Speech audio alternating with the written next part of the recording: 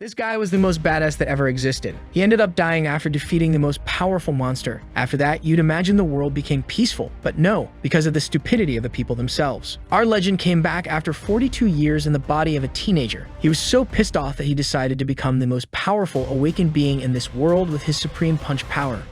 The story begins on day 5691 after the disaster inside the Dungeon of the Black Tomb, where some people were calling for their leader. They begged Junwoo to hold on and open his eyes, but the man was gravely injured. The severely wounded leader finally managed to open his eyes. He asked about the subjugation. One of his companions began to cry heavily. With a gigantic monster lying behind them, everyone said that the subjugation of the Gigantiana was a success. Junwoo smiled, happy that they had succeeded. Gigantiana, an extremely powerful monster, which took them 3 years to capture with countless sacrifices, but in the end they won. His subordinates begged their leader to hold on until the medical team arrived. Looking to the side, he realized that half of his body was disconnected. He spoke to his vice leader, asking her to take care of the rest of the team. With a smile, the protagonist said that they could finally move forward. As his eyes closed, he said that he could finally say it, apologizing to everyone. Junwoo, the greatest hunter in South Korea and the one who created the subjugation system, met his end in the fight against the strongest monster. Suddenly, a boy received a slap on the back of his neck. Some boys asked if he hadn't been told to bring food for them during the break. They asked if the boy wanted to starve them, questioning whether they should teach him some sense. Irritated and confused, he wondered why he was there. Junwoo felt himself falling into an abyss as a voice said that this was a futile sacrifice. He tried to understand if he was truly dead. Angering the protagonist, the voice said that with his death, there was no one left to stop them. Enraged, he claimed that with the system he developed for each individual and domain, many stronger hunters would emerge. The being said it liked this system idea, then simply said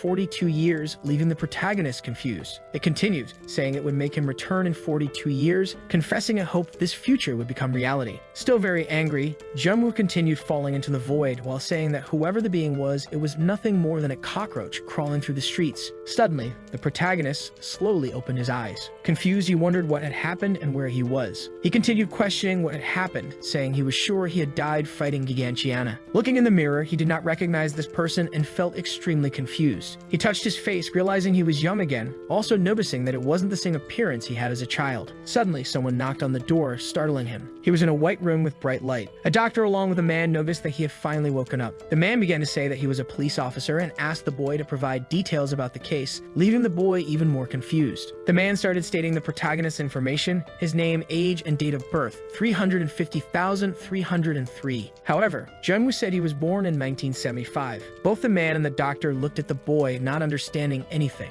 Ignoring this information, the man asked again if he remembered the events that triggered the accident. He began to say that he had suffered many injuries while defeating Gigantiana in the Dungeon of the Black Tomb, making both of them even more confused. Both started discussing whether the boy was in good condition, and the doctor said that maybe he just needed rest. The police officer asked the doctor if the boy really believed he was a hunter. He explained that it wasn't uncommon in cases of extreme delirium. The protagonist asked what was happening, and the man asked again if he really didn't remember. He explained that Junwoo had been ambushed by Bangsini yesterday, but because it happened at dawn, there were no witnesses or news recordings. The man asked again if the boy didn't remember anything. The man put away his notebook, saying he understood. He said it was fine and that they would stop for today, handing him a card with his contact information, asking the boy to call him if he remembered anything. The doctor started to leave, asking him to rest. However, the boy asked him to wait. A little nervous, the protagonist asked what year it was. The doctor looked back at the boy, not quite understanding his question. However, he replied, saying it was March 1, 2051. Shocked, he said that couldn't be true. In disbelief, Junwoo opened the curtains of his room. He felt extremely confused, wondering what this was. The Seoul he remembered was an abandoned city, left in ruins by battles with monsters. It was flooded with homeless people and refugees suffering from all kinds of diseases and hunger. Seeing the city in order, he couldn't believe this was the same place from his time. The buildings were in excellent condition. Healthy people with happy families walked through the streets. The protagonist began laughing uncontrollably. With tears in his eyes, he said that there was no way not to believe it. He saw people living their lives normally. Remembering his companions, Junwoo wondered if they were alive,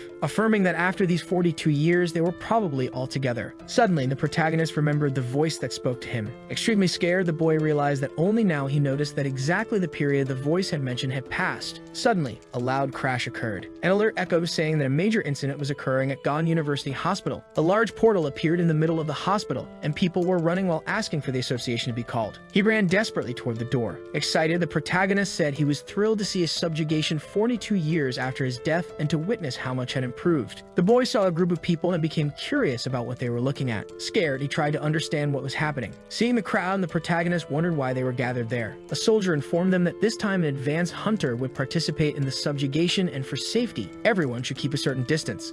He warned that in 10 minutes they would bring the monster out of the dungeon. Remembering his past, the protagonist was asking someone if they really didn't know. He was giving a lecture, saying that from the moment a monster leaves the dungeon, they can cause mass destruction. Thus, subjugation must be carried out within the portal. This is a fundamental and absolutely essential rule. He orders everyone to remember this, and as expected, they all respond affirmatively. Irritated, he begins walking through the crowd, calling the hunters crazy. All the newspapers were preparing to cover the subjugation. The boy suddenly shouts, asking what they are doing. Frustrated, he questions how they can allow monsters to leave the dungeon. People were asking why the boy was so agitated. The protagonist says that hunting monsters isn't child's play, and gathering a crowd to watch it is absurd. Unexpectedly, everyone starts shouting, saying that Go Eunchae is there. A white van approaches them. Someone starts stepping out of the vehicle. It was a girl emerging from the van wielding a sword. The crowd begged for her attention. Scared, Junwoo realizes these are the hunters of today. He finds it very curious that the girl is younger than he imagined, questioning what her abilities might be. Everyone cheers for her as Eunchae walks towards the gate. She activates her connection with the system, causing her bracelet to glow with a purple light. The system grants her access, allowing her to enter the B-rank category and use the available abilities from that moment. One of the soldiers warns that the monster is coming out of the dungeon. The portal begins to shine brightly,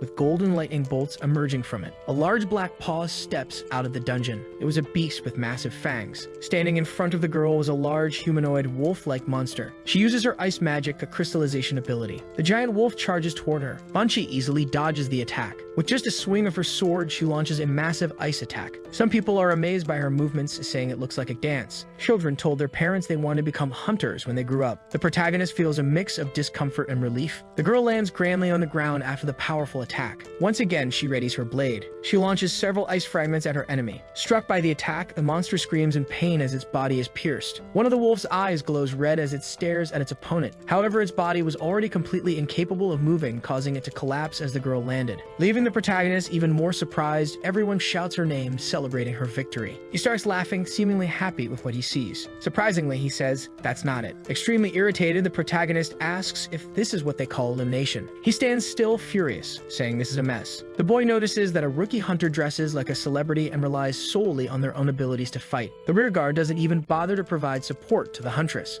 And what stresses him out the most about all of this is the fact that they are carrying out a subjugation, which could result in countless situations on a crowded street full of civilians. He grits his teeth, trying to contain his anger. Failing to hold it back, he loses control. The protagonist kicks one of the cameraman's cameras. A soldier approaches him, asking him to stop and questioning what he's doing. Irritated, the boy asks what they think they're doing, letting a monster leave the dungeon. Junwoo questions if they don't know that the monster can go berserk after leaving a dungeon and fail to adapt to this dimension. He asks what they would do if someone used an ability and the crowd scattered, or if the monster acted unpredictably. Furthermore, the rear guard is completely exposed. The protagonist asks again if this is what they call dungeon elimination, saying it looks more like a street performance. The girl asks if he attends the academy. Junwoo is confused by her question. Eunchae says it's all basic material they teach there. She mentions that the boy's enthusiasm is great, but he shouldn't think everything is covered in a classroom. The girl explains that the field is different from what students usually imagine. He asks if she's calling this a field. In a chilling tone, he asks how this brat can call this a battlefield in front of him. Even the huntress is startled by his reaction. Two security guards appear, saying the boy cannot act that way. He says everyone keeps shouting "Go Eunchae," cheering for her. Junwoo claims that the girl should be ashamed to call herself a hunter with that level of skill. With a smile, she says that school life can be a little difficult. Confused, the boy tries to understand what she meant by that. Later, near some buildings, the protagonist was deep in thought, sitting on a bench. He remembers that voice telling him it would bring him back in 42 years, and that he should pray for this future to come true. Mentally, he states that if Gigantiana is revived, today's hunters won't be able to stop her, so he must prepare. Suddenly, he has an idea. Remembering his squad, the boy believes he must try to find them, but reality hits him. He questions how he will find them. The boy realizes after thinking about it that Brat mentioned an academy. With that, he understands that only one person could have created a school for hunters in recent years, Woosik. Returning to his past, he remembers asking what that person meant by an academy. His friend emphasized what he had just said. Woosik said he wanted the war to end in his generation, but since that didn't seem possible, he would create an academy. He asked the leader what the school's name should be. Junwoo questioned if he was really the one who should decide decide that. The protagonist told him just to keep it simple, like Korea Hunter Academy or something along those lines. His companion was stunned by such a lack of imagination. He arrives in front of the school, noticing that the name was literally Hunter Academy. The boy is even disheartened to see the guy actually did what he suggested. He also notices that the school is ridiculously large. Someone asks what that student is doing there. The guard says he's never seen him before, asking if he's a new student. However, the boy denies it and says he just has some things to resolve. The guard says that if he's there to see Eunchae, he won't find her at the gate. Jungwoo denies it. The protagonist asks if the man knows someone named Woosik. The man asks if he's talking about the president. The boy confirms, saying he'd like to meet him. The guard asks why someone who isn't even a student wants to meet the president. The man asks if the boy is a special admission student. Confused, the protagonist wonders what that means. Jungwoo decides to just go along with it, confirming that he's a special admission student. Immediately, the guard asks him to follow. The boy is surprised that the guard looked at him with a certain pity. The man guides the boy to a room. Suddenly, he notices something and gets nervous. Seeing a large painting with his old face on it, Jungwoo asks what that is. The guard gets angry and orders the kid to stop yelling inside the school. The protagonist starts apologizing for it. He feels embarrassed by this exaggeration caused by his friend. Jungwoo notices several paintings with plaques containing explanations below them. One plaque said that leader Jungwoo's motto was, "A hunter is made of 99% effort and 1% talent." Embarrassed and nervous, the protagonist wonders if he ever actually said that in his life. The guard knocks on a door. He asks for permission from the president, introducing himself as Manager Park. Woosik tells him to come in. The man tells the kid to be careful and not do anything wrong. The guard introduces the protagonist, saying he's a special admission student. The president looks curious about this. The manager excuses himself, saying he'll take his leave. The door closes as Jungwoo stares at his old companion. The man begins walking toward him, saying this is strange. Stopping in front of the boy, he says he wasn't notified that a special admission student would be arriving this semester. With a piercing look, he asks who this brat is. He tries to intimidate the boy, but the protagonist interrupts him, calling him by his name. At that moment, the president freezes in shock. Jungwoo starts saying he almost didn't recognize him, calling the man old. He points to his face, asking if Woosik doesn't recognize him. The president rushes toward the phone, saying he's never seen someone so insane. On the phone, he asks the manager to come back and remove this lunatic from his office, ordering him never to let anyone in without verification again. But suddenly, the boy asks how Sunyoung is doing. The man asks how the kid knows that name.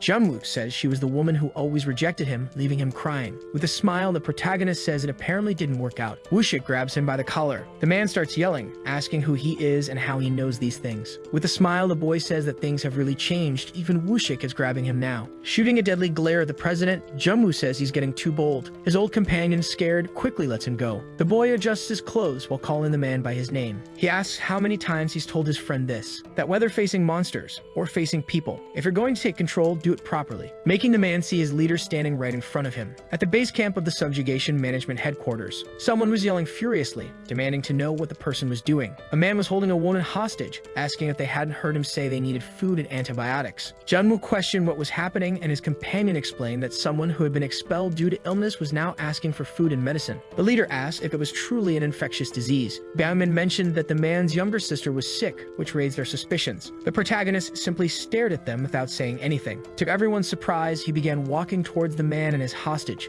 Frightened, the man started shouting, ordering him to stop. However, Jungwoo remained silent, simply staring at him. Terrifying the woman even more, the man asked if the protagonist wanted him to kill her. However, the leader told him to go ahead. Both the man and the girl were utterly confused by what he had just said. The protagonist remarked that with monsters roaming freely, it wouldn't be surprising if one were to die suddenly. The man began asking what this lunatic was talking about. With an indifferent look, Jungwoo asked if he didn't have the courage to kill her. He asked if the man didn't want to save his sister and said that if that was the case, he shouldn't care how many people had to die. The leader asserted that if you want to save someone, you must be prepared to sacrifice others. That's the world they live in now. At that moment, he said the phrase, if you want to take control, do it the right way. Staring at the man, Jungwoo said that if he couldn't do it, he should stop acting so futilely. The protagonist told him that either he did it, or he would die along with his sister. The man shoved the girl aside, clearly furious. He decided to try to hit the protagonist, but with absurd ease, Jungwoo dodged the blow. Quickly, he grabbed the man by the arm, throwing him to the ground. The man screamed in pain while airborne. He crashed down, creating a loud impact. Despite being in intense pain, the man tried to get up again. He cursed the protagonist while catching his breath. Without even thinking, the man attacked Jungwoo again. The leader equipped the patella yellow ring, saying that's the spirit. He punched the opponent's knife, leaving him stunned. The leader positioned his hand as if he were about to flick his fingers. He activated an ultra-high comprehension attack, Explosive Flow. With a simple flick of his finger, the protagonist sent the man flying. He slammed into a concrete wall, leaving large cracks in it. The man looked utterly defeated as he stared at Junwoo. The leader called for Byungmin, who quickly approached him. The protagonist ordered him to form a search team to find the man's sister and gather any remaining medicine. The soldier asked what would happen if they were indeed sick,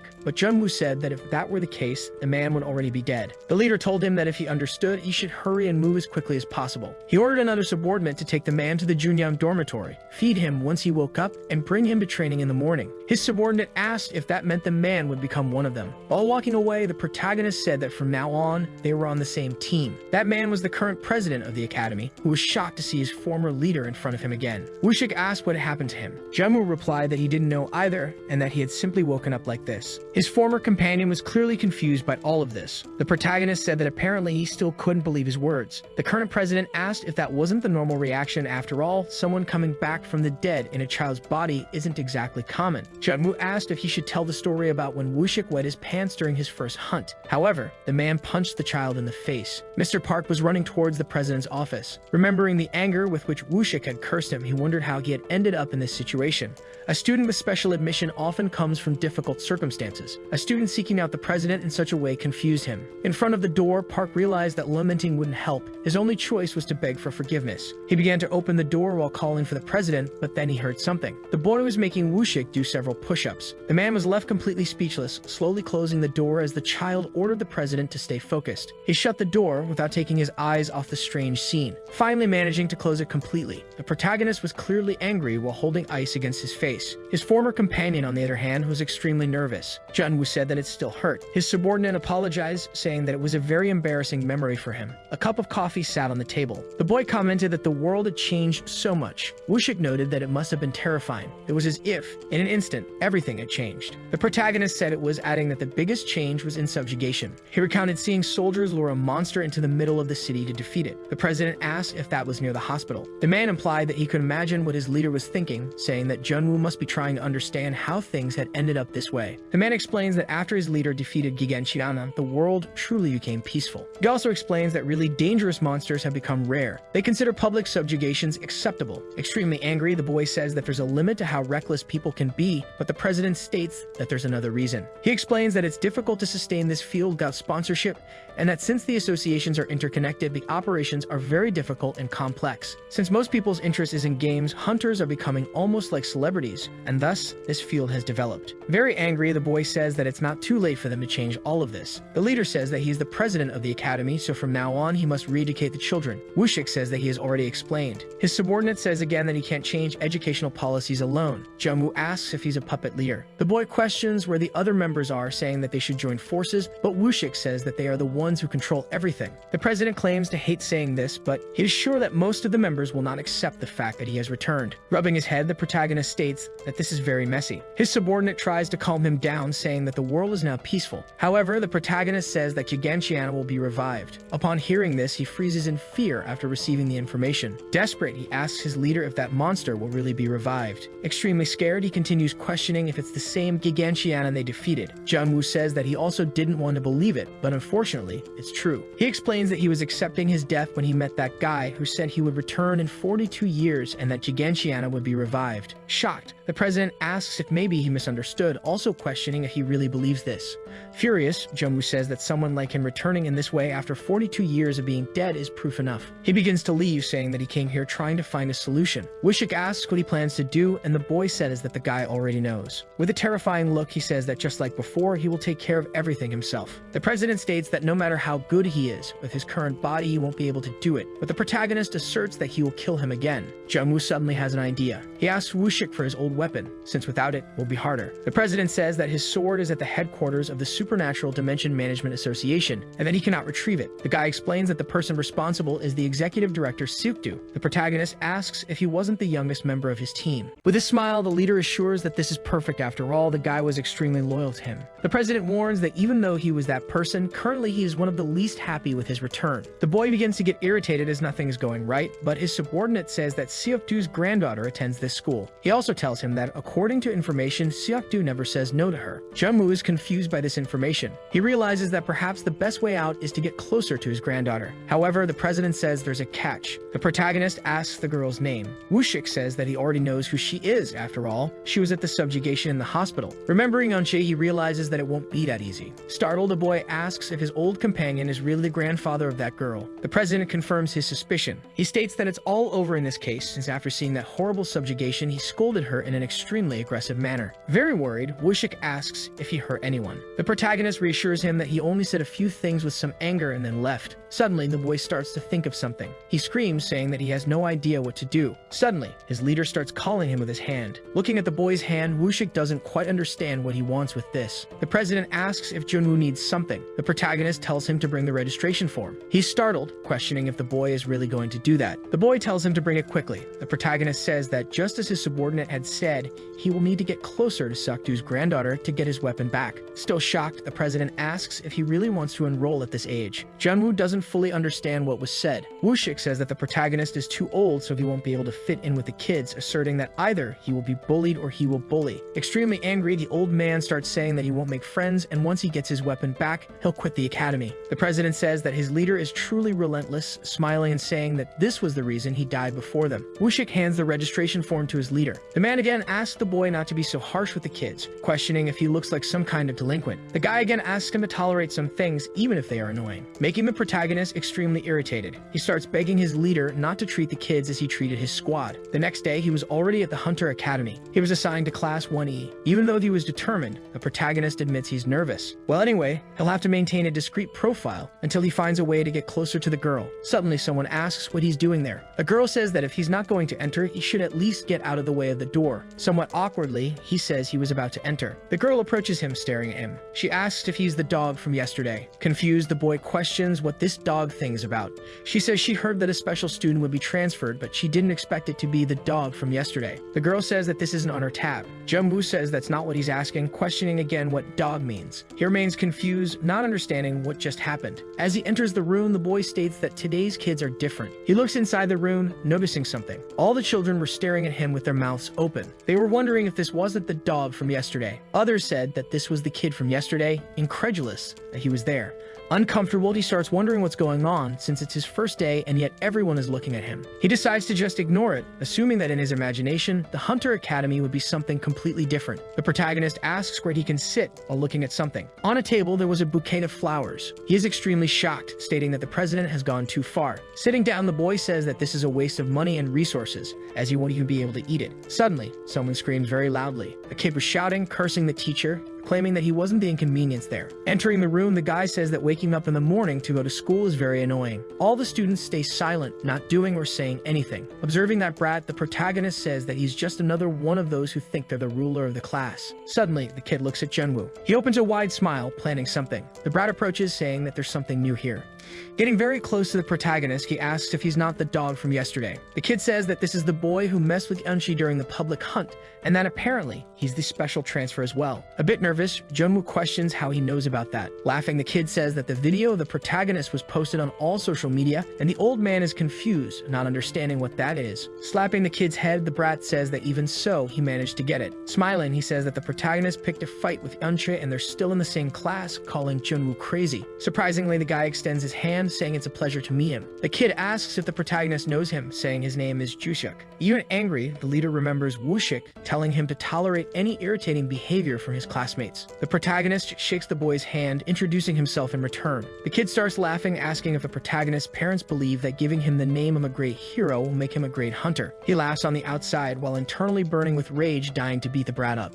Joosuk asks the protagonist what the girl is like up close. The kid starts saying that her body isn't bad and her face is actually quite cute. Laughing, he says that by the way, he doesn't know where her grandfather is the director, but that maybe that's why she has such a rude personality. The jerk starts boasting, claiming that if it weren't for that, she would be exactly exactly his type. However, someone catches their attention, telling them not to exaggerate so much. The brat asks what the girl wants, while the protagonist notices that it's the same girl from before. She tells Jusuk to look in the mirror before judging someone's appearance. Angry, he asks if the girl has lost her mind, saying that he let it slide a few times, but now she's crossing the line. The girl states that there's nothing distinguishing them from each other after all, they're all in the same class. The jerk starts yelling, saying he was originally from Class B. The girl responds, saying he ended up in Class E because of incompetence, making the brat even more angry. She says that if it weren't for his father's connections, he would have been expelled a long time ago. The boy yells that she's crossed the line while getting ready to slap the girl. She simply closes her eyes, not knowing what to do. Suddenly, the brat gets scared by something. He had been thrown away. Everyone is surprised by what happened, not knowing what to do.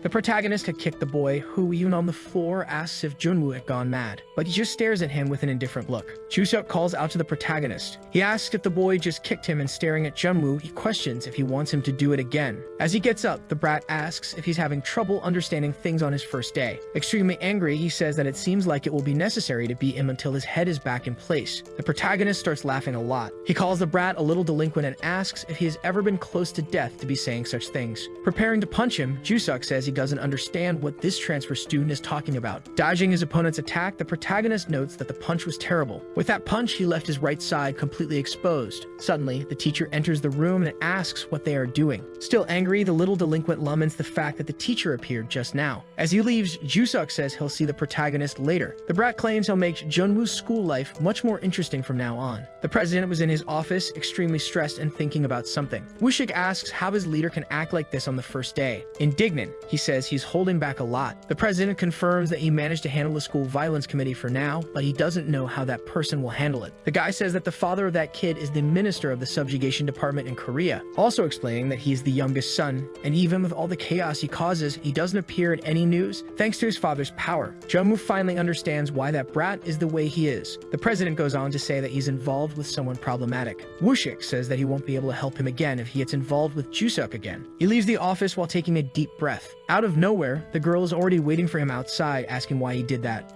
She questions if he doesn't know what kind of person Jusuk is. The protagonist says that he's never liked people like him. Curious, the boy asks why she's picking a fight with that brat, since he wasn't even talking about her, but rather about Eunchae. Suddenly, he is very surprised by something. Looking at her a little more, the boy realizes that the girl is extremely similar to the hunter he knows. Also, her name is Go Ah-hyun. Surprised, he asks if the girl is Eunchae's sister, and the girl simply confirms. He gets excited, realizing he can start getting closer to her, but crushing his hope, she says she's not a direct sister. Ah-hyun explains that they have different mothers, so she's not even in the family registry, basically making them strangers. Trying to ignore all of that, he asks if the girl has any connection with her grandfather. With an irritated look, the girl says that she has a great relationship with him. After all, it was that old man who took her out of the registry. At that moment, he's speechless, realizing he made a mistake. She asks if he helped her, thinking he could get a big connection. The girl says she doesn't blame him, stating that a special admission student is practically prey, needing to rely on someone. Ah-hyun admits she thought he might be different, but in the end he's just like everyone else, only concerned with status. He says that it seems like she's not any different either. After all, she made all these assumptions just because he's a special admission student. The protagonist starts to leave, saying that all this talk about status, families, and special admissions is ridiculous. Angry, she says that soon he will see what the life of a special admission student is like, and he asks if that's true. The girl continues watching the protagonist leave. Not quite understanding, she just stays silent. After some time, while the birds were singing, Junwoo assumes that he thought it would be easy, but now he'll have to find another way to get closer to Eunchae. Suddenly, someone approaches him from behind. The big guy asks if he's the special transfer student from Class E. Not wanting to talk much, he questions what the guy wants. Two more brats appear. On the other side of the hallway, two more little delinquents gather. As expected, the protagonist was surrounded. The big guy tells him to follow him unless he wants to be beaten and humiliated right there. The boy starts getting irritated again, scratching his head in frustration. They head to a storage room at the academy. Entering it, it's completely dark. He stops, unsure of where this is going. The protagonist understands that kids like these exist in every era. Suddenly, someone speaks from within the darkness, asking what the fake Junwoo is doing there. Chuseok says that before they start creating unforgettable school memories, he needs to ask something. The wannabe delinquent asks if a student like Junwoo really wants to pick a fight with someone important like him.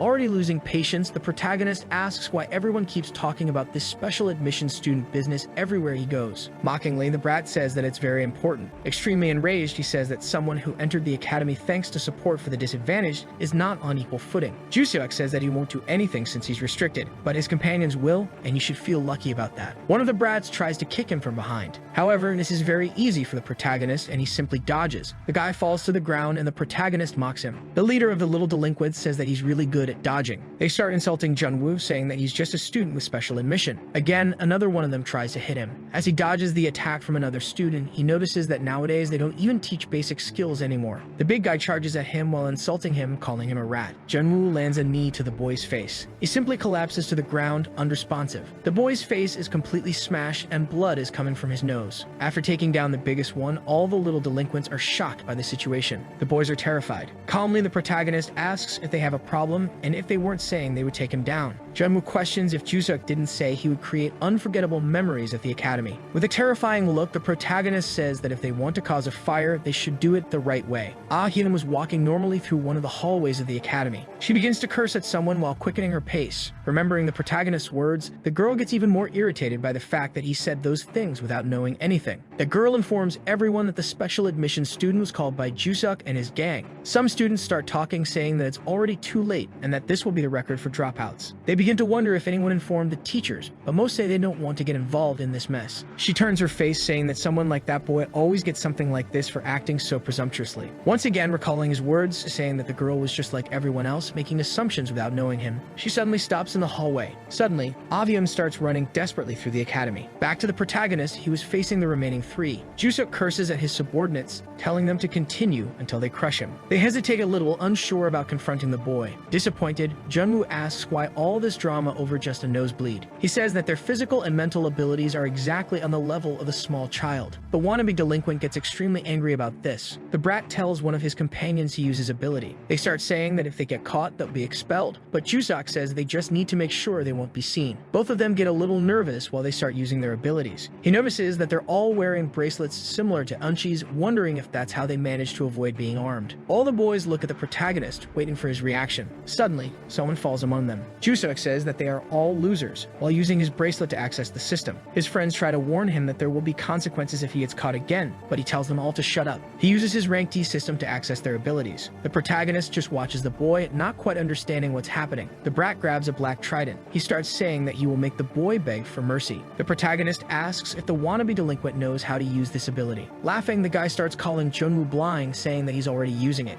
As he picks up a broom from the floor, the protagonist asks if the boy really thinks that summoning the weapon is all that's necessary. It shows that apparently they really know very little about this world. The boy points the broomstick at the brat. Extremely furious, the former leader asks how the boy dares to use an ability against someone else outside of the dungeon. In the college office, the teachers were talking about the fact that the special admission student caused trouble on his first day. The teacher admits that he's really brave for deciding to fight against Woosik from Class B. He asks the teacher if this means that the boy has no talent to be a hunter, and she denies it, saying that the case is different. The guy gets confused, asking what she means by that. She explains that student Junwoo was excluded from the aptitude test evaluation. The teacher says that this is given to those whose combat classification is so exceptional that it can't even be measured. So far, the only student to receive the excluded status was Eunchae, but apparently, this student is on the same level as her. They start wondering why he didn't go to Class A, but the teacher says that this was an order from the president. Both of them don't understand why he doesn't want to stand out, since that's everyone's goal. Suddenly, someone calls for the teachers. It was Ah-hyun, who was clearly tired and panting. She starts explaining the situation. Back to the storage room, the protagonist was blocking the boy's attacks with just the broomstick he picked up from the floor. Extremely irritated, he continues striking. In return, Junwoo easily defends all the attacks. Mentally, the brat wonders what's happening. After all, just activating the ability should have been enough. Seeing the protagonist defend his attacks with only a broomstick, he gets even angrier. Woosik curses again, questioning what's going on. The boy again easily blocks his opponent's attack. The brat continues striking the protagonist. He says that his combatability is not meant to be used so carelessly. Pulling back, the wannabe delinquent asks again what a student like him could possibly know about his abilities. While dodging and defending the attacks, Junwoo warns that the ability of this weapon came from a monster that controls shadows. With a hint of sarcasm, the protagonist asks what ability the brat thinks he's using with the fly swatter. This was an ability given to him by his father in elementary school, and thanks to it, the brat was able to join Class B. After graduation, his spot as a hunter in the affiliation was practically guaranteed, and he could even become a field agent. Woosik gets more and more enraged. Tired, the protagonist disarms his opponent. The system alerts that the weapon was separated from its user, requesting that it be retrieved immediately. In front of him, Junwoo had the trident in his hands. He tells the brat to pay attention. While casting a frightening glance, he says that this is how you use this weapon. A bright flash pierces through the windows. In the blink of an eye, all the light in the area disappears. Everyone is horrified, realizing that it's as if it suddenly turned night. They feel relieved as the darkness begins to pass. One of them tells his friend to look at his feet. Everyone is terrified when they see their own shadows. They realize that it's as if their shadows have become disconnected from their bodies. Looking at his hand, the fat guy realizes that there's no trace of shadow left, not even those of the objects inside. Looking at the protagonist, everyone realizes that the shadows are taking over his body. Jusuk is utterly horrified, not understanding what's happening. Upon seeing him, he doesn't comprehend what is in front of him. Seeing Junwoo's demonic figure, the guy wonders if this is really his weapon. Frightened, the brat starts panting heavily. In his fear, he wets his pants. Junwoo places the trident against the brat's neck, while he begs for his life. But Junwoo ignores him and raises the weapon, preparing to strike. The trident shines as it moves toward him. The wannabe delinquent starts crying desperately. The system notifies that 1 minute has passed and the weapon will be sealed by force, causing it to disappear from the protagonist's hand. Seeing Jusuk lying on the floor and foaming at the mouth, Junwoo states that this should be enough. He starts kicking the boy's leg, trying to wake him up. The boy tells the delinquent to wake up already. The protagonist tells him he didn't do anything and orders the brat to pull himself together and get up. Still scared, he does as instructed. The protagonist calls for him again. Staring at him ominously, Junwoo tells him to answer. The boy tells him that skills and weapons are very dangerous when used outside the dungeons, especially against other humans. The protagonist tells the brat to answer him quickly, causing him to agree. The former leader reiterates that if he sees him using skills like that again, he'll make sure to break his legs. Turning his attention to the rest of the gang, the boy orders everyone to stop right there and tells the fat guy to punch him in the face. The protagonist tells him to hit as hard as he can. After all, they wouldn't want others to know that they failed. Junwoo says that he doesn't want to attract attention, so they should finish everything as quickly as possible. Still scared, the fat guy asks if he really should punch him, but the protagonist tells him to go for it or he won't succeed. The brat uses all of his strength to punch him. The teachers enter the warehouse just as the brat lands the punch. The teacher approaches, shocked by the blood everywhere. She starts scolding the students, saying that the protagonist was just transferred, but the fat guy says the blood on the floor is his. Another teacher tells all the students to follow him to the coordination office. The teacher asks Ahim to take the protagonist to the infirmary. As she passes by her, Junwoo says that this body is weaker than he thought. The boy asks what the girl is doing, saying she needs to stop the bleeding and asking her to guide him to the infirmary. The girl doesn't say anything, just looks at him confused. He tells Ahim to forget it, saying he'll take care of it himself. However, she asks who the protagonist really is. Junwoo says he's just a special admission student who got what he deserved for stepping out of line, but she says that she saw everything. Ahim remembers when the teachers asked her to look behind the academy. The girl hears some murmurs from inside the warehouse. Sneaking up to the window, she sees the protagonist scolding Jusuk. The girl is shocked after finally finding them. She asks why he's not in Class A. Irritated, Junwoo says that's none of her business. He says he wants to remain discreet in the academy and leave as if he had never entered, recommending that she forget everything she saw. Ahim says he's right, and the boy asks her to guide him to the infirmary, but she insists on saying that she's just like him. She admits that initially she saw the boy as an inferior person just because he was a special admission student. The girl apologizes for saying those things about him, and the protagonist accepts, asking her to guide him once more. She asks for his help, saying that it is extremely necessary for her to become a member of the student council. The girl explains that to enter the council, you need a guarantor, especially someone like her who has no accomplishments. He understands and asks if people usually go after the guarantor to eliminate the competition. The girl confirms, saying that's why she can't find one. That's why she's asking him to be her guarantor, but Junwoo quickly rejects her, saying he's already too busy with his own plans. Akion says she'll give him anything he asks, but the boy insists that it's not something she can do, telling her he's going to the infirmary. The girl asks if he doesn't want her to explain how the academy works, when he matters, or introduce him to Eunchae. The protagonist questions if she could really do that, even though she was expelled. Embarrassed, the girl says that it wasn't exactly like that. The girl is clearly uncomfortable with the situation. Akion says that her sister is a member of the student council, or rather if she becomes one, they'll naturally get closer. He once again loses hope, saying he'll figure it out on his own. Suddenly, he feels very unwell. The girl runs to him as the boy simply collapses to the ground.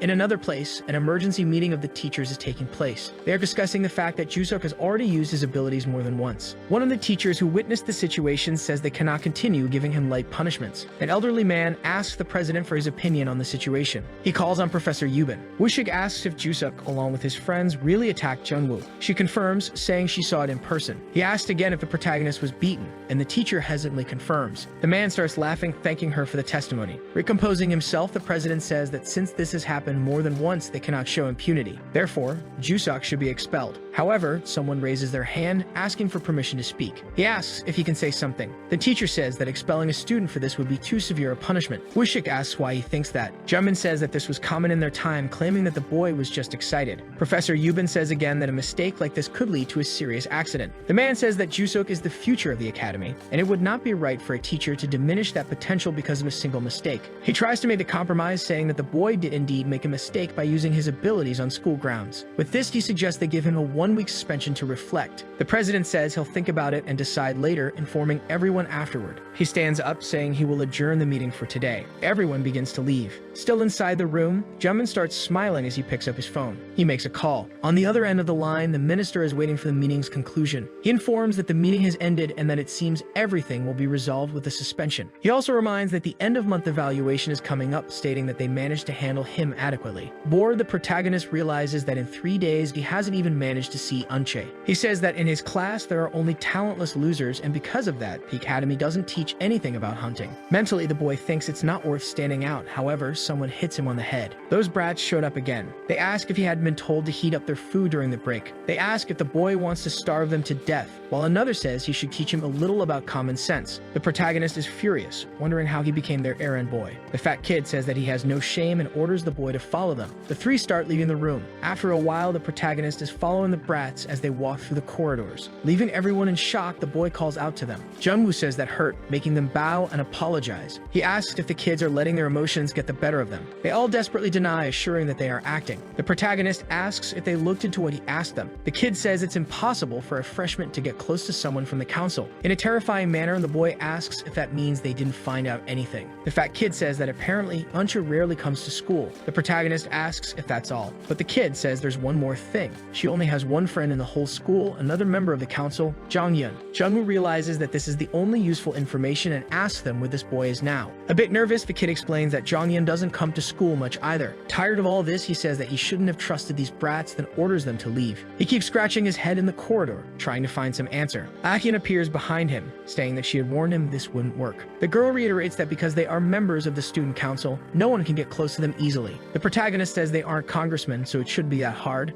but the girl insists that it's a big deal. She says that the council members are hunters from powerful families with the best skills and a lot of money. The girl explains that in addition to being students, they are also hunters, so they are sent on real missions. She also explains that because their parents are influential, even the teachers are careful with them. The council holds great influence. The girl assures him that they are completely different from regular students. The protagonist asks what the other option is. Excited, she says that all he has to do is help her become a member, but the boy says he won't do that. Ahyun asks why he's rejecting so much, even though it doesn't affect him. But he says that the girl literally said they would come after him. Besides, she herself said that only people from important families or with exceptional skills get in. She's neither. The girl asks him to teach her, saying she'll learn quickly and improve her skills, but the protagonist just laughs at her face. With a terrifying look, he says that if she learns from him, she'll end up dead. They both fall silent for a moment. The boy says that he doesn't know why she's so focused on the council, but she shouldn't aim for something that's out of her reach. Suddenly, she claims she doesn't care. The girl says that if she doesn't become a council member, she'd rather just die, asking him again to train her. With an extremely determined look, the girl asks him to teach her anything, whether it's skills, martial arts, or whatever. Jungwoo says that the break time is over and that he's leaving now. The girl asks what he decided about being her guarantor. He genuinely feels happy with the courage of that girl. The protagonist admits that he hasn't seen eyes like that in a long time, saying she might really be interesting. A little later in Class 1E, the teacher is congratulating the students for their great work today. She asks if everyone is aware of a monthly evaluation that will take place this week. Yubin tells them not to relax just because it's a monthly test. After all, their scores last month weren't that great, so they should put in more effort. She explains about the subjects that will be covered, but Jumbin interrupts her lesson. The guy says he's there to warn them about the changes that have occurred in all evaluations from now on. He asks everyone to pay attention, saying that from now on, the first year tests will be held in a real dungeon as part of a practical exam. Most of the students are frightened by this. The teacher becomes extremely irritated, and he asks her to lower her voice in front of the students. She says it's absurd that her students have to take a practical exam. The professor asks if that means they can't do it. Jumin states that it would be considered expelling someone due to a lack of ability, something discriminatory. He starts asking what they expect from the Hunter Academy. After all, students should at least graduate graduate with the basic qualifications. Mentally, the protagonist realizes that these children weren't even taught how to use their skills, let alone how to hunt. Looking at the professor, Junwoo understands that there is definitely a hidden agenda behind this decision. Junmin says that those who aren't confident can opt out of the exam and take remedial classes, which won't affect their progress. But he adds that the student with special admission cannot opt out, as that would lead to their expulsion. As he leaves, the professor says he will be the one administering the evaluation, and that the students can come to him if they have any questions. The protagonist realizes that the professor couldn't have made this decision alone. There's likely someone with enough power to change the system. In the president's office of the academy, Woosik says that it was the minister of the subjugation cabinet of Korea, Myunjin. The protagonist says that it seems he's now on the minister's blacklist after the incident with Chuseok. His subordinate apologizes for all of this. The man continues, saying they have a long relationship at the school and that he is very influential in this field. The president continues complaining, but the protagonist tells him to stop, saying he's not there to listen to his complaints. The man asks what the boy is going to do now, and he replies that he will take the exam. After all, he still hasn't managed to meet Eunchae. He asks his subordinate if the man has any weapons with him. The protagonist says that he can't enter a dungeon unarmed, stating that any weapon will do, but Woosik says he doesn't have anything. This leaves his leader curious and confused. The protagonist grabs his wrist and asks if the man is trying to lie to his superior. Looking at the man's ring, he asks what that is then. The president is shocked when he sees it. That was one of the protagonist's items, the knuckle ring. Grabbing the ring in his hands, the president says his name. Woosik assumes that after the death of his leader, he used the ring habitually and forgot about it. He recalls the day they met. The protagonist takes the ring from his hand, telling him to hand it over. The president looks genuinely sad as he watches the boy holding the ring. His subordinate asks if he's sure, but the protagonist says that since it's a low-level dungeon, it should be enough. Before Junwoo can leave the room, Woosik calls him. He asks him to avoid coming there frequently, but the boy tells him to stop giving him reasons to visit so often. Junmin was walking through the hallways as usual. Suddenly, he stops in front of a room and knocks on the door. Opening it, he looks inside and sees something that surprises him a little. In front of him was Eunchae sitting and working on a computer. The professor asks what brings her to school for the first time, and the girl asks what he wants. Junmin says that this is not a place forbidden for teachers, and that she's acting very arrogantly. But the girl simply ignores him, continuing with her work on the computer. Irritated, he sighs, trying to stay calm. He says that this week there will be a monthly evaluation, and they decided to select a field evaluator from the members of the council. The man warns that this time it will be a practical exam. The girl asks if it really won't be something theoretical, and the professor says that she doesn't need to know the details, asking if she's interested. She says no, stating that her schedule is already full. He asks her to ask the others, but she says that they are all in the same situation. Junmin asks if she wants him to postpone the practical exam, and she says that's a good option. Eunchae says that if the exam can't be held without the council members, it's better to ignore it. After all, there's no benefit to them. She asks if the academy will pay her as part of a subjugation, but the man starts yelling, asking if she thinks she's superior to the rest of them. Calling her a delinquent, the professor says that he supported her a lot in her first year, and only because of that did she enter the council. The girl assures him that he helped her because of her grandfather, not because of her. Also telling him that he should have handled the situation more appropriately, treating a member of the council with disrespect. The man asks where she saw that, but someone enters the room. The boy calls him Mr. Cha and asks if it hasn't been a long time since their last meeting, questioning the reason for his visit. Composing himself, the professor says that he's looking for someone from the student council to evaluate the exams. The boy says that in that case he can do it. Smiling, he says that after all, he is also part of the student council. Even the professor admits that this boy is very problematic. Junmin informs him that the paperwork is on the desk, and that after filling it out, the boy should take it to the teacher's office. Eunchae just watches the situation unfold. The girl asks if he doesn't have a subjugation schedule. The boy says he does, but he's going to cancel it.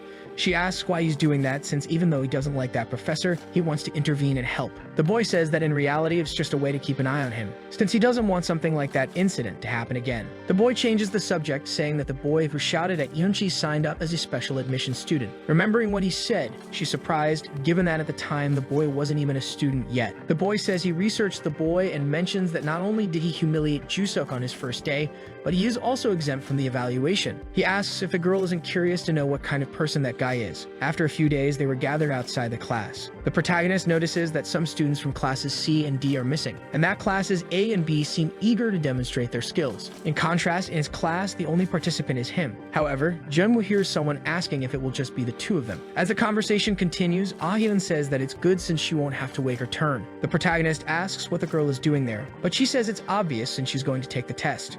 She says she won't be of much help, but she doesn't want to be a burden either. However, Jungwoo gets angry, telling her that the dungeon is no joke. He tells the girl to stop still trying to be kind, asking if she hasn't realized that this was made so that Class E would give up completely. The girl repeats that she needs to become a member of the council, even if it costs her life. She says that even if she takes the remedial classes, her grade won't be good enough if she gives up on this exam. Jungmin asks if everyone is ready, saying that they are not a great risk. However, everyone must remain calm and focused. He explains that the test will take place in a marine-level dungeon or lower, and that groups of 8 people will be formed. He says that after the groups have discussed, the exam will start with Class A and proceed accordingly. However, the student council member who will oversee the exam is someone known to everyone. Jong Yeon introduces himself to the freshmen. The protagonist notices that the name sounds familiar to him. The teacher calls for the students of Class E. He explains that due to the lack of participants, the two will be merged with the remaining students from Class D. The boys from Woosik gang greet him while trying to maintain their act. Even Ah-hyun comments that their acting is getting worse. Other people complain, saying it was bad luck to be grouped with that pair. They start saying that they'll have to act as if there aren't 2 extra members. One of the boys apologizes to the protagonist, saying he'll talk to him later, but Jungwoo says this will actually make things easier. He asks what information has been provided about the dungeon they are heading into. One of the boys hands him a tablet, asking him to take a look.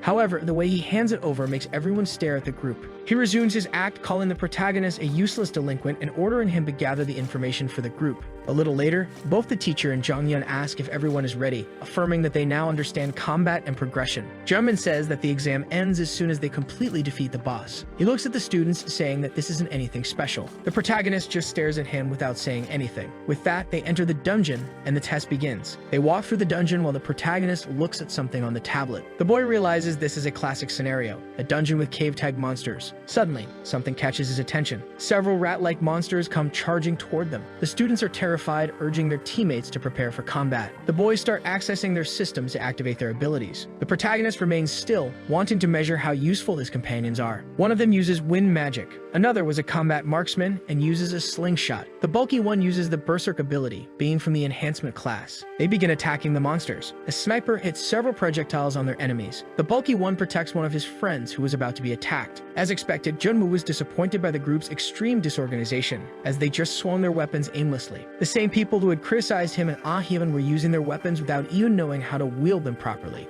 The only person who was even slightly interesting to observe was the girl who was using her fire magic and the blue flame ability. She managed to hit the monsters and defeat them easily. She was able to take down several at once. Remembering that in Class E they don't learn about combat, the protagonist realizes that the girl must have studied on her own. Junwoo says that for a brat, she's truly impressive even if she's still at a beginner level. Everyone was extremely tired, wondering if this would ever end. Suddenly, one of the monsters attacks a member from behind. The protagonist equips his patello ring. He uses the same attack he used against Woosik, but this time on a stone. As a result, he simply blasts a hole through the monster. The boy who was about to be attacked is utterly terrified. Junwoo tells the boy to use his abilities with more precision, otherwise he'll always get exhausted quickly. They start criticizing the protagonist, saying he's trying to earn points the easy way and telling him to stay out of it. The protagonist becomes extremely irritated, but someone starts calling him, trying to calm him down. The boys from his gang begin asking if they can really handle this, saying it's harder than they imagined. Junwoo scratches his head angrily again. He notices that no one realized they were almost killed, and even though they're still at the start of the dungeon, they already have no stamina left. The only one who could still move forward with him was Ah-hyun,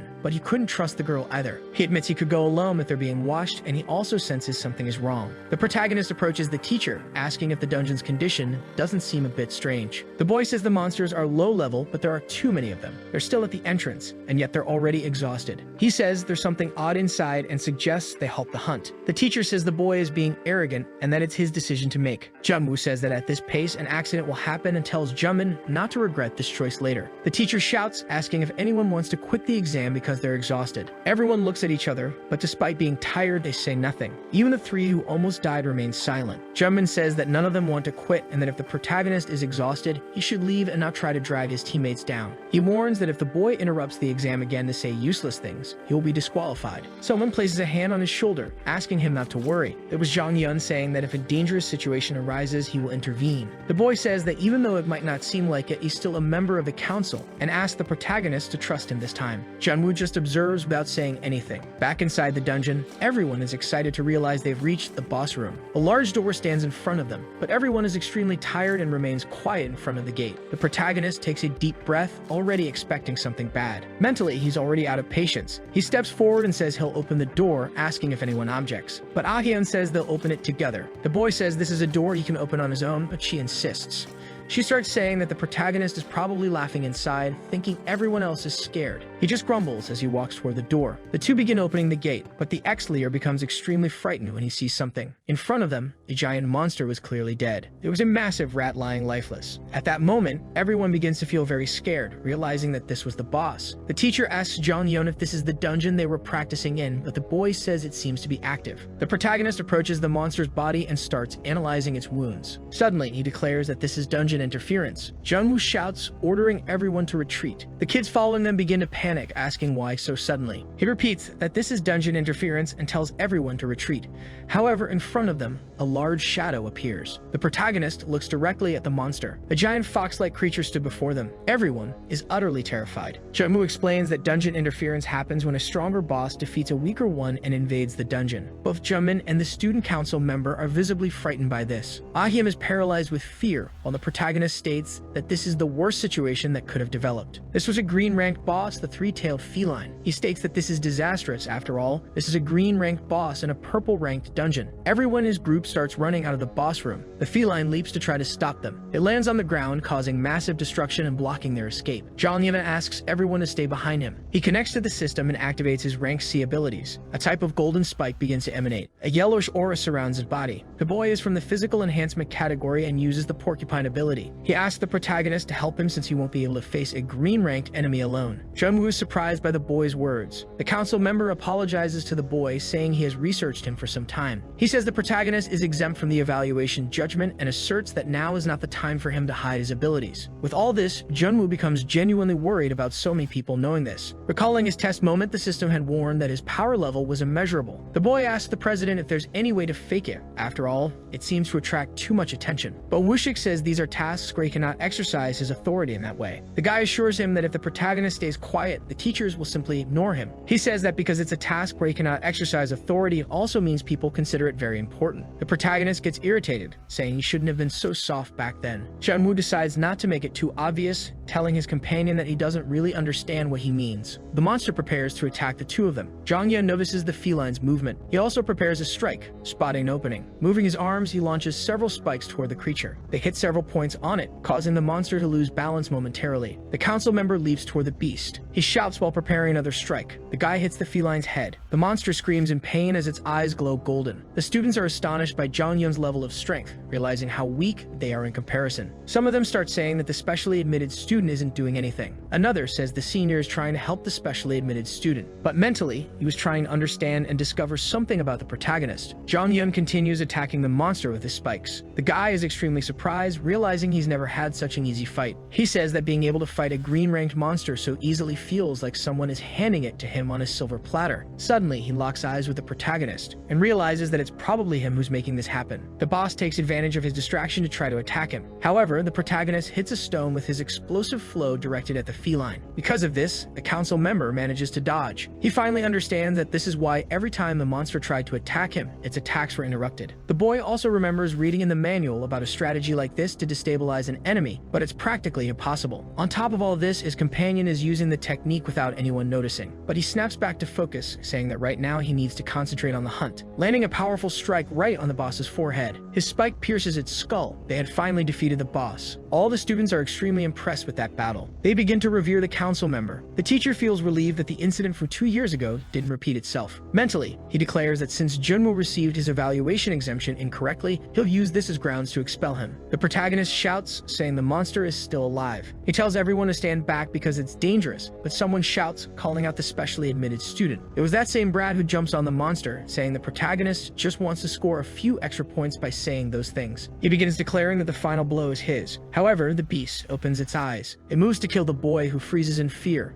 The protagonist curses him while rushing in his direction. Jonghyun manages to save him, but ends up losing one of his arms. He spits blood after taking the attack. The boy stares at the scene, terrified. Everyone is horrified by this unexpected turn of events. The council member is lying on the ground, losing a lot of blood from the wound. Everyone begins to run desperately away from the monster. Akien is frozen with fear, wondering what she should do and how she should act. The monster heads toward her. The girl talks to herself, trying to stay calm, convincing herself that her firepower should be effective against a feline. But she was so scared she couldn't move. Her breathing became extremely heavy. She kept saying this was impossible. Her body trembled and she could barely stand. The boss opens its mouth as it moves to attack her. However, the protagonist uses his explosive flow ability, but now he had used the hard punch ability. The boy throws the monster far away. The girl snaps back to reality after seeing this happen in front of her. Observing him, she notices that the protagonist was different from before. The creature crashes to the ground with a loud thud. She calls out to him, but the boy walks past without saying anything. The council member was lying on the ground, while the boy he had saved was crying over his body. He was completely horrified by the situation. In a chilling manner, the protagonist orders the boy to stop crying and take his senior with him. He tells the chubby one to go help them carry the body, ordering the rest to stay still in a corner. Junwoo assumes this was his mistake. He hesitated instead of dealing with all of this alone, effortlessly dodging the monster's attacks. The protagonist remained extremely irritated while standing still. The monster's three tails had their tips glowing purple as they closed in on the boy. He easily dodges them all, activating his ring's ability. Quickly, the boy lands a powerful upward blow on the feline's jaw. The monster bleeds heavily as it collapses to the ground. Before it could fall, the protagonist prepares another strike. He delivers a crushing sequence, giving the boss no chance to defend itself. The students watching were stunned by his strength. Even those who already knew about his strength were surprised by the true scale of his power. Jamin was terrified, wondering what he was witnessing. In the worst possible way, he understands that the protagonist wasn't exempt from evaluation by mistake. With this level of power, he was already stronger than most seniors and was even using an ancient supernatural weapon. The teacher begins to warn him that it's dangerous to use his supernatural weapon. Junwoo looks at him but simply ignores him. But the boy realizes that Jamin is probably talking about the punishment. All supernatural weapons have their own penalty, which can vary, sometimes even killing the user. Even so, he prefers to use them, as the bracelets grant the ability to harness the attacks of monsters that serve as cores. On the other hand, supernatural weapons maximizing monster core's power and shape it into a suitable form for the hunter.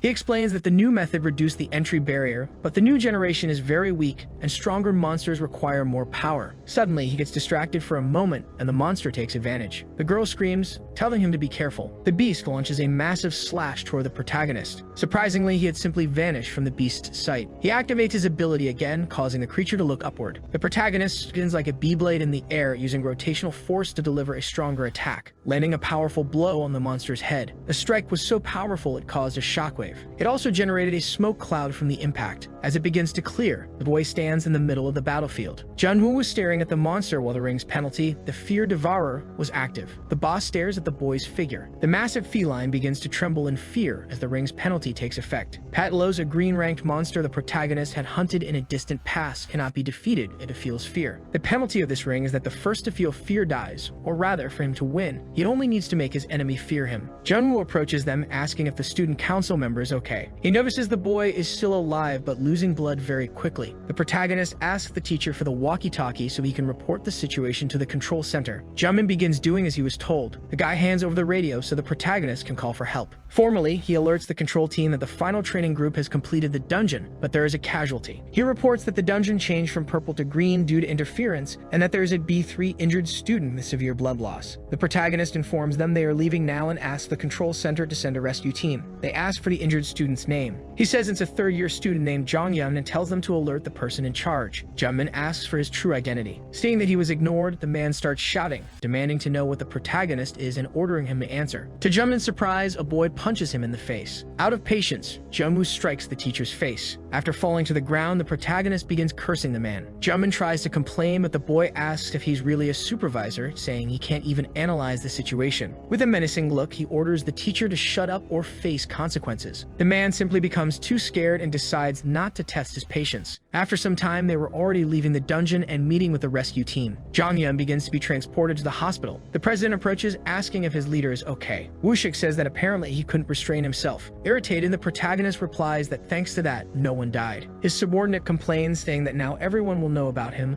but the boy calls the man by name. Angry, he says that a teacher from that school sent unprepared students into the dungeon, trying to get rid of him. He asks if his companion really thinks that makes sense. Woosik looks terrified as he stares at his leader. He warns that if something like this happens again, he won't stand by quietly, and he asks the president not to make him return to his active days. At another moment, the teacher was standing in front of Woosik. Angry, he asks if there really weren't any problems during the test, reminding Jaemin that he was the one who recommended the practical test. But the teacher claims that there's no connection between the decision and the incident, saying it was meant to address educational inequality. The president begins to say that even in situations like this, he keeps trying to find excuses for his mistakes. He asks if the guy really thought he wouldn't find out that this test was an attempt to get rid of Jungwoo. The teacher is surprised that the president said this so directly, even knowing that Woosik would notice. He wonders if there might be someone else close to the minister, but concludes that's not the case. Jaemin says the test followed all procedures and no one was forced to participate in the subjugation or exposed to any danger. He keeps trying to explain himself, but the president slams the table, saying the problem was the sudden switch to the practical test. Woosik says that 60 points are required to pass the test, and an ordinary special admission student would never make it. The teacher says that Jungwoo is not an ordinary student, having received exemption from evaluation and still being the best in this test. Jaemin reaffirms that this was an incident caused by a natural disaster called dungeon interference. Moreover, this test was also approved by the president himself. Out of arguments, Woosik remains silent. Closing his eyes, he says it's fine. He orders the teacher to submit a report by the end of the day, saying he and the control team will review the bodycam footage and make their decision. The teacher leaves the room convinced that everything went well. Suddenly, the president says he must make one thing clear, stating that he does not fear Minister Memjin. He says that until now, the only person he fears is Jungwoo from 40 years ago. The teacher asks what he means, and Woosik says that if something like this happens again, he won't be able to save Jaemin. With that, the man is slightly frightened. Outside the room, he seems lost in thought. Finally relaxing a little, he loosens his tie. He quickly calls the minister, informing him that the matter will be handled internally. Thanks to Jeonghim's father being a corrupt police officer, it didn't accuse the teacher of the incident. The minister says that initially that boy wasn't even an official candidate, and that you should be grateful to teacher Jaemin for that. The man starts apologizing about the special admission student, saying his abilities were beyond expectations. Memjin asks if the student truly had the abilities to justify his admission. The teacher feels awkward answering, but the minister presses him, saying that as a member of the parent council, he believes the first-year council members have already been determined and asks his opinion. Jaemin simply agrees with the minister while being instructed to handle everything appropriately. Memjin says he's been working hard and is probably tired of teaching, inviting him to lunch. After the call ends, the teacher finally sighs in relief. Remembering the protagonist, the man admits that he's not at his student's level, being stronger than most veterans. But at the same time, this will be his last chance, so he must find a way to deal with Jungwoo.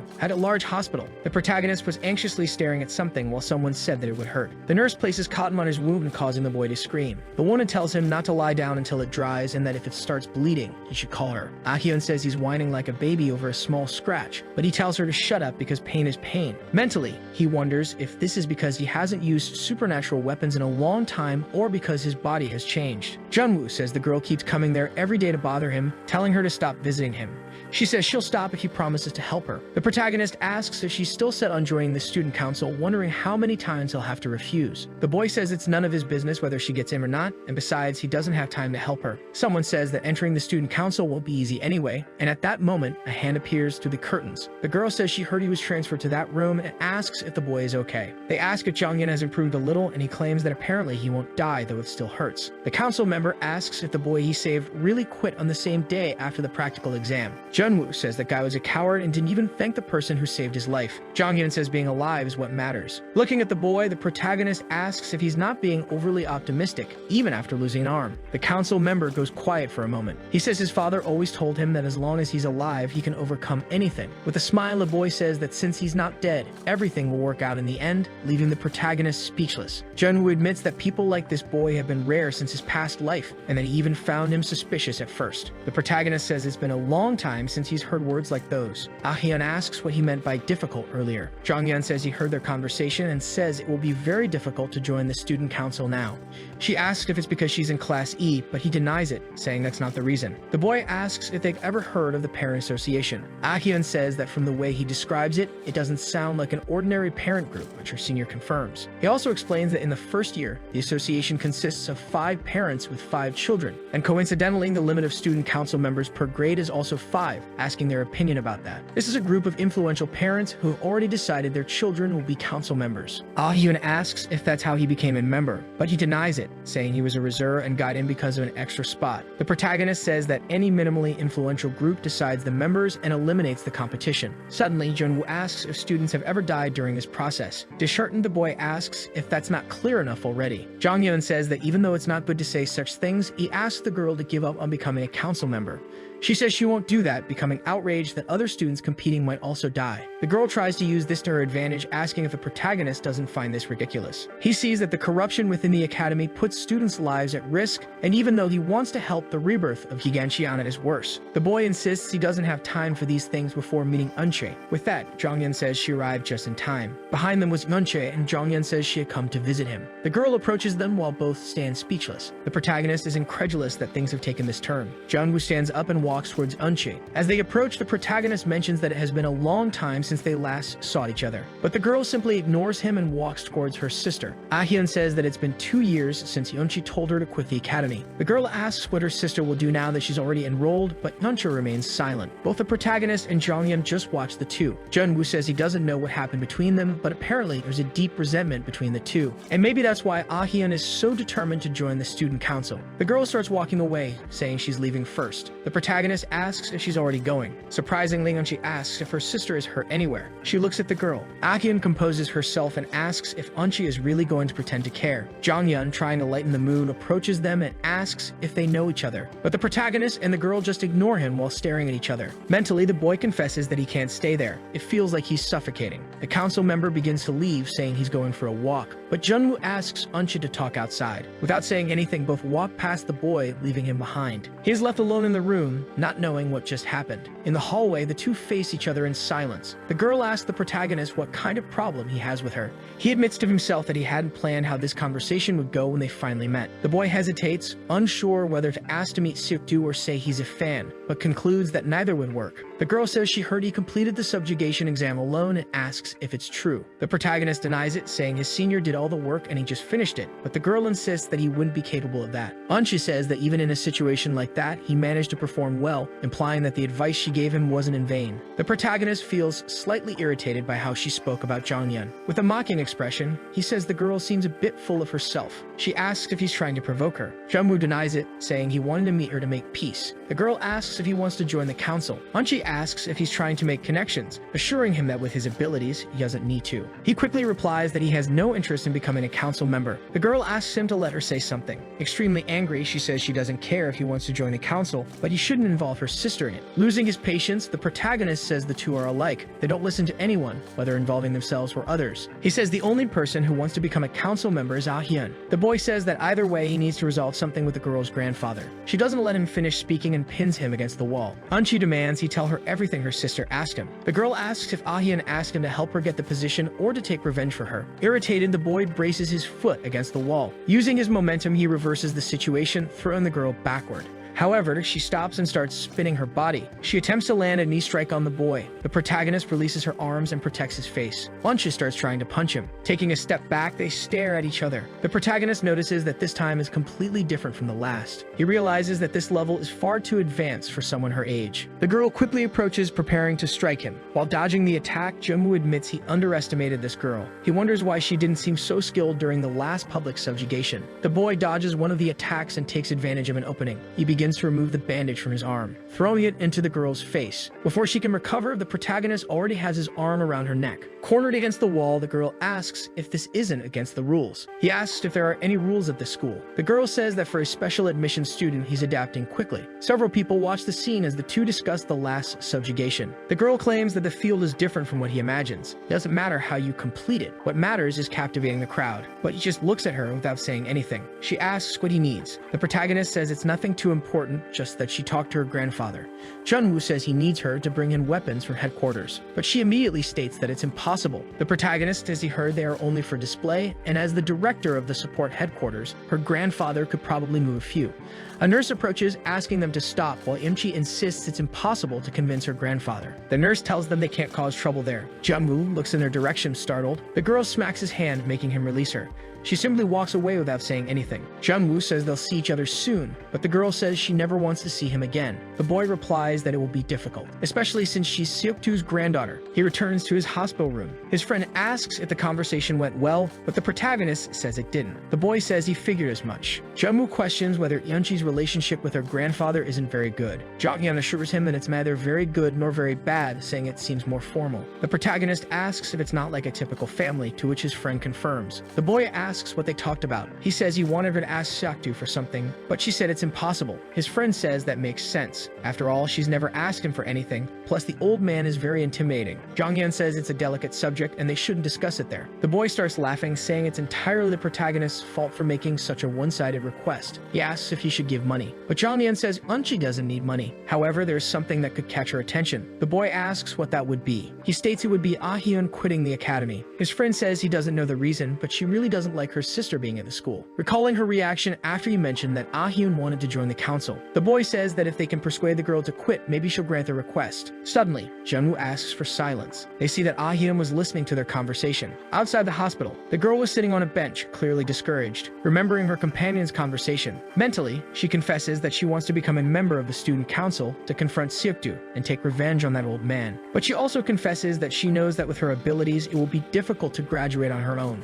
That's why she would need Jung-woo, someone who is beyond her class level. Extremely demotivated, she states that there's no reason for someone like that guy to help her without getting anything in return. She says it's okay, after all, this always happens. She'll have to deal with everything alone again. Suddenly, someone appears, catching her attention. He asks who she thinks she is to act so pathetically, while still being so inexperienced. The boy asks if she's going home, and the girl says she was about to. He starts sitting down, asking if perhaps she was thinking of giving up, causing the girl to feel a kind of apprehension. The girl becomes extremely irritated, saying she would never do that. The protagonist smiles, confessing that was what he expected to hear. He keeps smiling while staring into nothingness. The boy says he fought with her sister earlier. Shocked, Ah-hyun asks if they really fought. The protagonist confirms and says she's quite skilled. He says it's complicated, especially given his situation. After all, the first impression was a mess, and the second time they fought. The boy says he's going to change the plan. Instead of trying to convince her, he'll threaten her. Ah-hyun calls him disgusting. The girl asks how he plans to do that. The protagonist says he'll use her weakness. The girl asks if her sister has one. He simply points at the girl, saying that she is Eunchae's weakness. Jung-woo tells her to think carefully. Her sister is the student leader, a hunter ranked at the top, and the granddaughter of someone influential. Why would Eunchae care about an irrelevant, classy person like her? After all, no matter what she does, she would never reach her sister's level. And the other reason she doesn't want her sister at the Hunter Academy. Having Ah-hyun there represents a threat to her career. Or perhaps she's afraid her sister might take her position. The girl claims to know how to self-evaluate, saying that doesn't make sense, but the protagonist tells her to make it make sense. She grows curious about those words. He says she needs to know enough about Eunchae's position so they can find a weakness. The girl doesn't know what to say, her mouth hanging open at the idea. The protagonist asks if she's not confident in herself. Ah-hyun pauses to think for a moment. Suddenly, the girl shouts, saying she can't do it. The little psychopath just smiles at the situation. He stands up, saying that in that case, the conversation is over. Jung-woo says he warned her about events that wouldn't take long to happen, and that starting tomorrow, they'll begin, so she should prepare herself. He says the goal now is to make her a candidate for the student council before the start of the second semester. The girl asks what that means, but the boy says it's exactly what she imagines. The protagonist says the Parents' Association needs one of them defeated. He asks if the girl understands as he walks away. The girl calls out his name again. With tears in her eyes, she thanks him for his help. The guy, completely impatient, just waves his hand as he leaves. Later, at a sushi restaurant, a man asks if Taehyung is okay. Another guy says children are always like that, and that he's worried now that Taehyung has softened since joining Class A. They were talking about the practical exams and their children at a table full of fancy food. Suddenly, another person arrives to join them. It was the teacher, who apologizes for being late, while the other men ask him to sit. They asked if Jimin is okay, saying they were worried that the accident might cause problems in the council selection. At this table were gathered all the parents who were part of the first-year association. The teacher asks if they can start discussing the main topic. Hey everyone, did you enjoy the story? I really liked it. If you want to follow the next part, make sure to subscribe to the channel and leave a like. See you in the next story, guys.